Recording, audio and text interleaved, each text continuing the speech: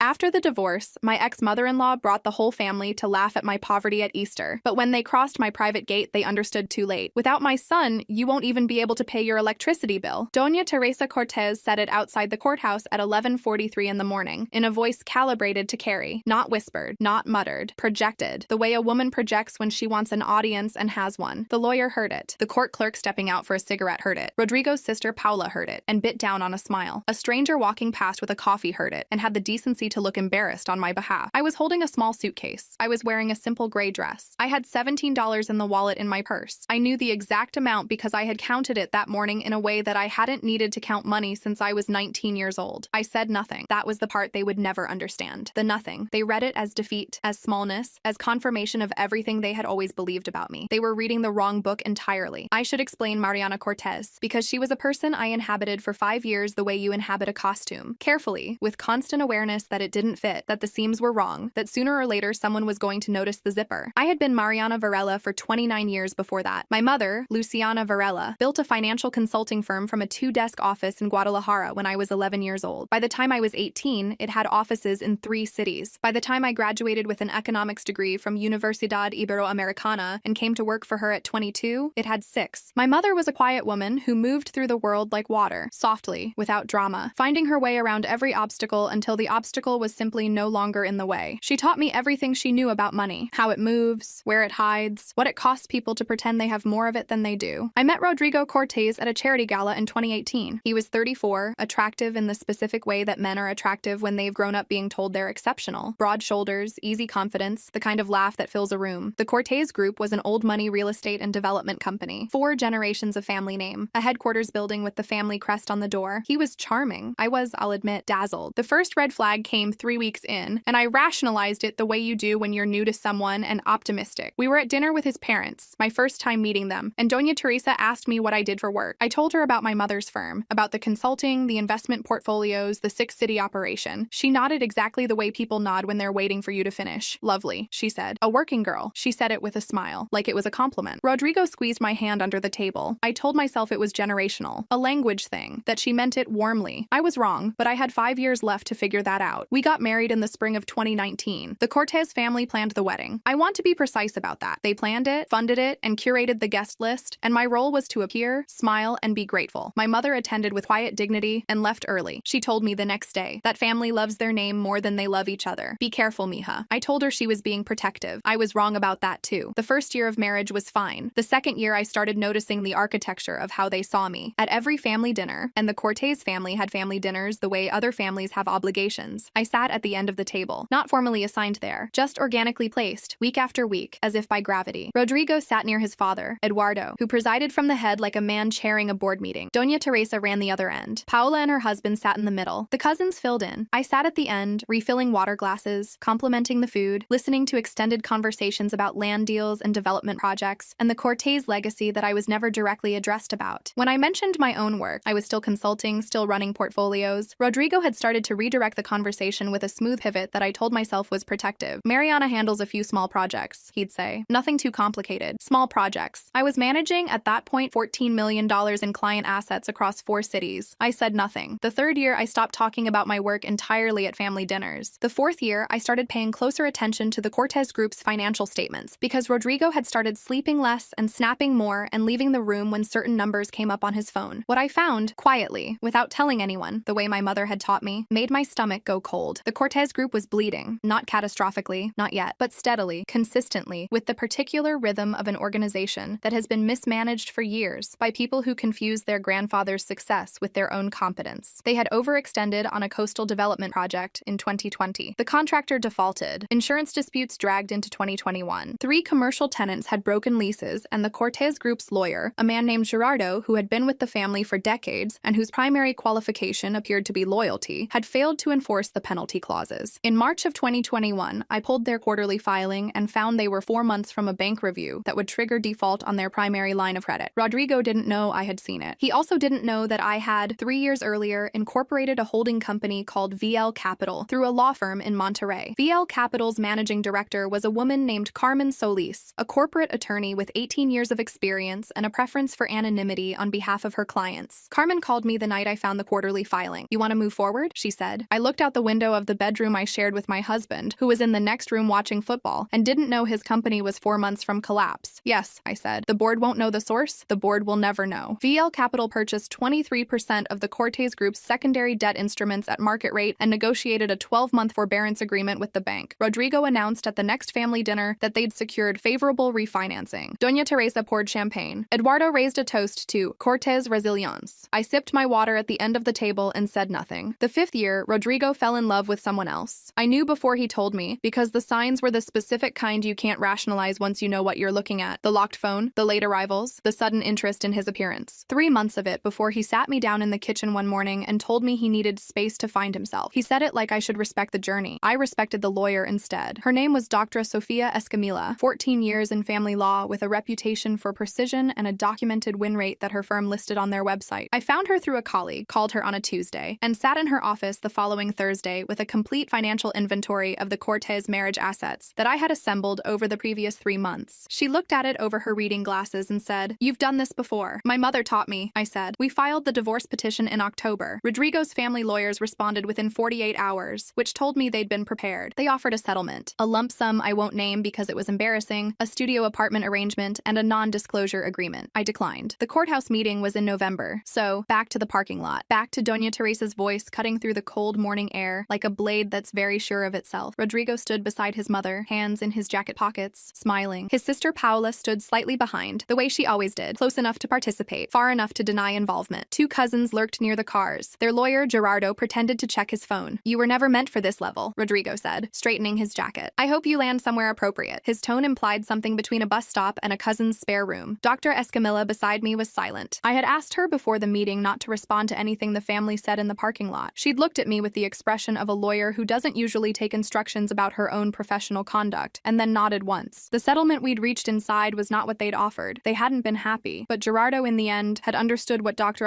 Escamilla's documentation represented, and the alternative to the settlement was a discovery process that would have required the Cortez Group to open its books. They didn't want that. I looked at Rodrigo, at his mother, at all of them assembled in the pale November light like a family portrait of people who had never doubted themselves for a single day and considered that certainty a virtue. "Come to Easter dinner," I said. My voice was completely level. "Come see how I live without your money." Doña Teresa's smile was venom in a silk dress. "Which little restaurant? Or are you renting a place just to pretend?" "I'll send the address," I said. I turned. A black car was waiting at the curb, a Mercedes S-Class, which I had not mentioned to Rodrigo or anyone in his family because there had never been a reason to. The driver opened my door. "Mrs. Varela," he said. "Shall we head to Valle?" I got in. Behind me, I heard the silence that happens when people are recalibrating something they thought they understood. Mariana Cortez was dead. Mariana Varela had come home. Valle de Bravo was 2 hours from the city, which was exactly far enough. The property had been my mother's, a 6-hectare estate on the lake that she'd purchased in 2012 and that I had inherited in full when she died 2 years ago. It sat behind black iron gates at the end of a private road lined with lavender that bloomed in April. I had not told Rodrigo it existed. This requires explanation. The property was held in my personal name, predating our marriage, and was therefore not a marital asset. Rodrigo's lawyers had looked for undisclosed assets and found my consulting income and my portfolio accounts, which I had disclosed. They had not looked for inherited real estate in Valle de Bravo because the idea that I had real estate in Valle de Bravo was outside the boundaries of what they thought was possible for me. The house had a live-in manager named Fortino, who had managed it for my mother and stayed on for me. It had a caretaking staff of 4, stables with 3 horses, a dock on the lake, gardens my mother had planted herself over 20 years, and original art on the walls that she had collected methodically and that had appreciated in ways that would have impressed even the most skeptical appraiser. I moved back in on a Wednesday. On Thursday, I called my executive assistant, Valentina, who had been running my consulting operations out of our Guadalajara office throughout the entire marriage. Valentina Reyes had worked for my mother for 6 years before she worked for me. She was 38, relentlessly competent, and had the communication style of someone who has never once sent an email that could be misunderstood. "Are we ready?" I said. "The firm has been ready," she said. "Were you waiting for something specific?" "I was waiting for Easter," I said. 3 weeks later, ivory envelopes with gold lettering, our firm's stationery, the good stock, the kind you use for serious invitations, arrived at the Cortez residence. Inside, a card in my handwriting. "Easter Sunday, Valle de Bravo. I look forward to hosting you." An address, a time, nothing else. Valentina had suggested we include a map because the property was hard to find. I told her the drive was part of it. Doña Teresa, I was told by a cousin who still occasionally texted me with the specific guilty warmth of someone who has watched a wrongdoing and never found the right moment to say something, called an emergency family assembly after receiving the invitation. If she wants to embarrass herself, she told them, we'll all be there to watch. All 32 of them showed up on Easter Sunday. They dressed for it. Not not casually, for performance. Sharp blazers, heels. The Cortez family at its most assembled, ready to witness something small and come back with a story. I watched them arrive on the security monitors from the house, watched the convoy of 3 luxury SUVs and 4 additional cars pull up to the Black Iron Gate, watched the gate guard, a man named Cesar, who had worked security for my mother for 9 years, approach the lead car window, Rodrigo's window, rolled down. Cesar's face was professional. He was not smiling. "Welcome to the private residence of Mrs. Mariana Varela," he said. "Please follow the drive to the main house. Staff will meet you at the entrance." He pressed the gate release. The drive from the gate to the house was approximately 800 meters. I had not staged it. I had simply not shortened it. The lavender was in full April bloom. The lake was visible through the pines on the right side. The stables were visible on the left, with 2 horses moving in the morning light. I watched on the monitor as the cars slowed, which is what cars do when people inside them are processing something they weren't expecting. I watched Paola's window roll down. I watched her look out at the gardens. I put down the monitor and went to get dressed. I wore deep blue, not flashy. That would have been too easy to dismiss. Structured, expensive in the way that only people who know fabric understand, and a pair of earrings my mother had given me for my 30th birthday. Valentina was already in the house, at a desk in the study with a laptop and 2 phones. Carmen Solis had joined on video from Monterrey. She was on a secure call with the board representatives, positioned to wait for my signal. Fortino supervised the kitchen. The table on the terrace was set for 32 because I had extended a genuine invitation, and I believe in completing what you begin. I walked out onto the terrace at 12:07 p.m. They were all there, standing, because no one had told them to sit. 32 people in their Easter best, looking at the lake view and the stone floors and the original art on the walls through the open terrace doors, and none of them were laughing. I want to be precise about that. The laughter they had brought from the city, the anticipatory laughter, the kind assembled for a spectacle of someone else's diminishment, it had not survived the drive. Rodrigo stepped forward first, because he was always the one who stepped forward. "Who lent you this place, Mariana?" He said it with the confidence of a man who is absolutely certain there must be an explanation that puts him back on solid ground. "No one," I said. "Stop the games." Doña Teresa's voice had a hairline fracture in it that I had never heard before. "You could never afford this. I want to know whose property this is." "Mine," I said. "My mother bought it in 2012. I inherited it. It was never a marital asset, so your lawyers never found it." Silence. Then Valentina appeared at my shoulder, perfectly on cue, because we had worked together for 4 years and timing was one of our professional fluencies. "Ms. Varela, the transfer documents are ready. The Cortez Group Board also needs you before Monday's announcement." The air left Rodrigo's lungs so audibly that the cousin standing next to him visibly flinched. "What board?" he said. I walked to the table and set a folder on it. "A document folder. Our firm's branding on the cover. Your family's board," I said. I have replayed this moment in my mind many times since, and I want to describe it accurately because accuracy is the thing I owe myself here. It was not triumphant in the way movies make these moments look triumphant. There was no swelling music. My hands were not raised. I was standing very still at the head of my own table on the terrace of my mother's house, in the sunlight coming off the lake, and 32 people were looking at me with expressions that covered the full spectrum from confusion to dawning horror. "For 2 years, I said, the Cortez Group has had an anonymous investor, someone who purchased your secondary debt and negotiated your forbearance agreement with the bank, someone who funded the operational bridge loan that got you through the contractor default on the coastal project." Rodrigo took a step forward, slow, like a man walking towards something he has already decided he doesn't want to be true. "Someone who attended your family dinners," I continued, "and sat at the end of the table and refilled water glasses and was told she was good at decorating." I let that sit for exactly 3 seconds. "Was it you?" Rodrigo said. His voice was barely functional. I opened the folder, turned it toward them. The VL Capital documents, the board correspondence, the forbearance agreement with the bank, on one page, cleanly summarized, with Dr. Escamilla's certification at the bottom. Admissible, documented, real. The screen on the terrace wall lit up behind me. Carmen Solis on the left, flanked by 2 associates. 2 board members on the right, Eduardo Garza, who chaired the Independent Audit Committee, and Lourdes Mendieta, external director, who had been appointed 18 months ago at VL Capital's request, and who had always been careful to say nothing about her sponsor. Doña Teresa whispered, and I want to record this because I had never in 5 years heard Teresa Cortez whisper anything that wasn't a strategy. She whispered, "Tell me this isn't real." "It's real," I said. "The next part I'll condense, because some of it was legal and procedural, and while I find financial mechanics deeply satisfying, I understand they lose the room. I had not built this to destroy the Cortez Group. I want to be clear about that, because in the years since, people have sometimes assumed a revenge architecture that was simpler and colder than what it actually was. I had built it because the company was in trouble, and the people running it did not have the competence to see it, and because it employed 347 people in 4 cities who had nothing to do with how Rodrigo's family treated women at their dinner table. What I had built was leverage, and what leverage gives you at the right moment is a choice. I explained this to them on the terrace, calmly, the way my mother would have explained it. VL Capital's financial support would withdraw at midnight. This was not a punishment. It was a scheduled transition. We had structured it so that the operational components events of the business, the ones that affected employees and contractors and tenants, would continue without interruption under a restructured management agreement. What would end was the Cortez family's majority control of the board. What would end was the fiction that the company's survival had been due to Cortez resilience, Cortez name, Cortez legacy. "We can fix this," Rodrigo said. "We were married. There has to be a Rodrigo." I said his name the way you say something when you want it to land without further elaboration. "You loved feeling superior to me. You never loved me. Those aren't the same thing, and I think somewhere you've always known that." He had nothing. His mother stepped forward. Her eyes were wet, which I noted with something not quite like sympathy, but adjacent to it. Doña Teresa Cortez was not a monster. She was a woman who had been given a map of the world that put her family at the center, and she had followed it faithfully. And now she was standing on her daughter-in-law's terrace, discovering that the map was wrong. "I was only protecting my family," she said. "You were teaching them cruelty and calling it class," I said. "That's not the same thing either." From the screen, Eduardo Garza's voice came through clearly. "Ms. Varela, the restructuring documentation is ready for your signature. Financial support formally withdraws at midnight tonight. Cortez Group enters independent board review at 9 a.m. Monday." Rodrigo grabbed the edge of the table with both hands. "People work there. People have families." "I know," I said. "I protected them. Employment contracts are ring-fenced. Operational accounts are firewalled. The restructuring has been designed by Dr. Carmen Solis specifically to prevent workforce disruption." I signaled to Fortino. "The food will be donated to the shelter in town. The kitchen will begin packaging shortly." "You're throwing us out?" Doña Teresa's voice had gone from wet to shrill. I looked at her. I looked at all of them. 32 people who had come to Valle de Bravo to watch me fail, who had dressed for a spectacle and gotten a revelation instead. "The food was always going to be donated," I said. "I planned that from the beginning. This was never about feeding you." I walked to the edge of the terrace and gestured toward the gate. "Garbage collection is on Tuesdays," I said. "Today is Sunday, but I'll make the call." They left in silence. All 32 of them. No argument, no parting shot. Rodrigo walked past me without looking at me, which was the most honest thing he'd done in 5 years. Paula walked past without the smile she'd arrived with. Doña Teresa walked past last, and she paused, just for a moment, and looked at me with an expression I don't have a perfect word for. Not remorse, exactly. Something younger than that. Something that looked like the first moment of understanding. The gate closed with a sound like a chapter ending. I stood on the terrace for a long time after they left. Valentina brought me coffee and didn't say anything, which is one of the reasons she is excellent at her job. The lake was the same color as the sky in the early afternoon. The horses were still moving in the paddock. Everything smelled like lavender and cut grass, and the particular freshness that arrives in Valle de Bravo after winter is completely finished. My mother had loved this place most in April. I thought about her two-desk office in Guadalajara, about the way she used to spread documents across the kitchen table in the evenings and work through numbers with a quiet intensity that I had mistaken as a child for worry, and that I understood now was concentration, was joy, was a woman fully inhabiting her own competence. She had known from the moment she met the Cortez family what I was getting into. She had told me gently, and I had told her she was being protective, and she had smiled in the specific way she smiled when she knew something I hadn't learned yet. I wish she had been there on Easter Sunday. I think she would have stood very still and said very little and been extremely satisfied. The restructuring closed in June. Eduardo Garza came on as interim board chair. The Cortez Group, under independent management, stabilized within 18 months. The underlying business had always been fundamentally sound. It just needed to be run by people who knew what they were doing. Rodrigo resigned from the board voluntarily after a quiet conversation with Carmen Solis in which she outlined the alternative. He relocated to Monterrey, which I understand he chose for reasons unrelated to me, but which felt appropriately poetic regardless. Doña Teresa sent me a letter in August, handwritten, 3 pages on the family's goods stationery. It was not an apology in the clean, simple sense. It was a complex document of a woman trying to reconcile her self-image with something she couldn't fully deny, and I respected the effort more than I expected to. I did not respond, not because I was unkind, but because I had nothing to say that would have been more useful than my silence. That night, when the gates closed and Valentina had gone and Fortino had locked up, I sat on the dock with my coffee and my phone. It buzzed, a number I didn't recognize, but the contact name associated with it, automatically populated from a database I hadn't updated in 2 years, made the breath go out of me in a way nothing on Easter Sunday had. The name was Luciana, my mother's name. My mother, who had been dead for 2 years. My mother, whose phone I had canceled and whose accounts I had closed, and whose digital life I had carefully and painfully archived in the months after her death. My mother's name, on a number I didn't recognize. I stared at the screen for a long time, then I opened the message. "There are things I didn't tell you. About the firm, about VL Capital, about where it really came from. We need to talk, mija. Not who you think I am, but someone who knew her." I set the phone face down on the dock. The lake was very still. My mother had always said, "The most important deals happen when everyone else thinks the room is empty." I picked the phone back up, and I called the number.